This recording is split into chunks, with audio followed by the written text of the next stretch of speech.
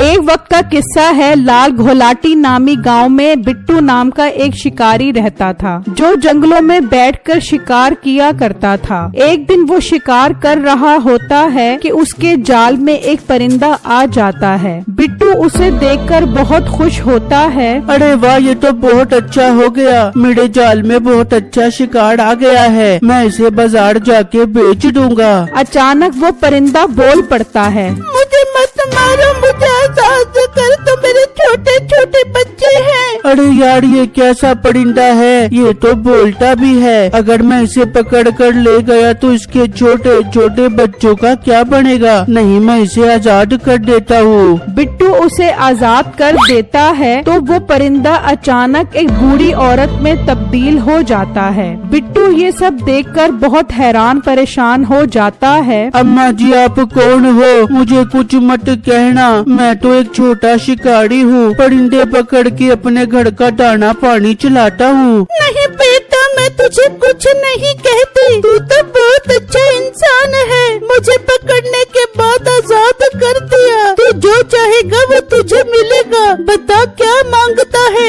नहीं अम्मा, मुझे कुछ नहीं चाहिए, मैं तो मेहनत मजदूरी करके अपना काम अच्छा चला लेता हूँ, मुझे किसी की मदद की जरूरत नहीं है। बेटा, अगर फिर भी कभी तेरा कुछ मांगने को दिल करे तो मैं तुझे अपनी जगह का पता बता देती हूँ, तू मेरे पास आ जाए, जो मांगेगा वो तुझे मिल जाएगा। ये कहकर वो औरत वहाँ से गायब हो जाती है। बिट्टू परेशान अपने घर वापस आ जाता है और अपनी बीवी को सारा माजरा बताता है, जिससे सुनकर वो कहती है, अरे बिट्टू, आप तो बहुत बेवकूफ हो, इतना अच्छा मौका हाथ में आया था, आपने गवा दिया। आप अभी उस औरत के पास जाओ और उससे बहुत सारा पैसा लेकर आओ। अरे बेगम, वो बूढ़ी औरत क्या सोचेगी मैं कितना लालची हूँ। बिट्टू, आप खुद सोचो, ऐसे मौके भी कोई गवाता है भला? अपनी और मेरी जिंदगी देखो, कोई इज्जत नहीं है हमारी। जब माली मकान का दिल करता है हमें मकान खाली करने की धमकी दे देता है। बहुत सियाड़े बन रहे हो तुम, मुझसे कर्जा भी ले लिया और किराया भी टाइम पर नहीं देते, तो मैं धमकी न दूं तो और क्या करूं? चलो बहुत हो गया, मकान खाली करो।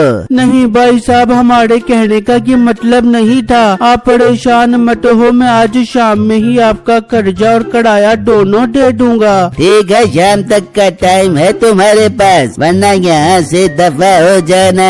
ये कहकर मालिक मकान वहाँ से चला जाता है। बेगम, अब तो मुझे उस बूढ़ी औरत के पास जाना ही पड़ेगा, वरना मालिक मकान हमसे घर खाली करवा लेगा। शुक्र है बिट्टू, आपको मेरी बात समझ आ गई, अब आप जल्दी जाओ। फिर बिट्टू घर से निकलता है और सफर करता करता बहुत टाइम बाद उस औरत के पास पहुंच जाता है। आओ लड़के, मुझे उम्मीद थी तुम मेरे पास जरूर आओगे, बताओ क्या चाहिए तुम्हें? अम्मा, मुझे कोई ऐसी चीज दो जिससे मेरे पास बहुत सारी दौलत आ जाए। ठीक है, तुम ये बर्तन अपने साथ ले जाओ, जब भी इसे कहोगे ये तुम्हें सोने के सिक्के देगा। अम्मा, बहुत बहुत शुक्रिया आपका, आपने मेरी इतनी बड़ी ख्वाहिश पूरी कर दी है। बिट्टू उससे वो बर्तन लेकर चला जाता है। अब तक तो वो चलते चलते बहुत थक गया था और अब उसे आराम करने की बहुत जरूरत थी। अचानक उसे एक घर नजर आता है जहाँ एक आदमी बैठा होता है। बिट्टू उसके पास आता है। भाई साहब, मैं बहुत दूर से सफर करके आ रहा हूँ, बहुत थक गया हूँ, अगर आप बुरा न मानो तो मैं आपके घर में थोड़ी देर आराम कर सकता हूँ। मुझे तो मुसाफिर कम भिखारी ज्यादा लग रहा है, तभी तो हाथ में मांगने वाला बर्तन पकड़ा हुआ है। भाई, ये बर्तन कोई आम बर्तन नहीं है, ये सोने के सिक्के देने वाला बर्तन है। मीठा ये सुनकर चौंक जाता है और सोचने लगता है, क्या पता ये ठीक ही कह रहा हो, थोड़ी देर की ही तो बात है, जब ये सो जाएगा तो मैं खुद देखूंगा कि ये बर्तन सिक्के भी देता है कि नहीं।